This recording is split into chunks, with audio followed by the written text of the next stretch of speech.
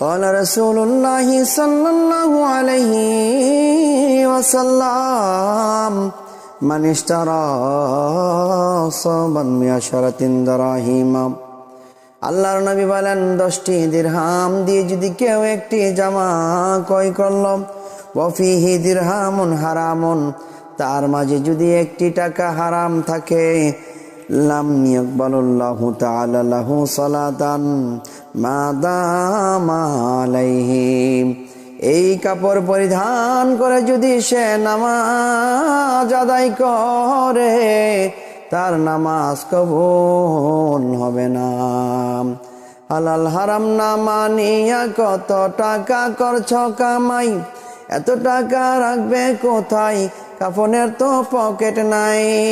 টাকা পয়সা নিয়ে কি কেউ কবরেতে যায়, কি জবাব দিবে রে তো।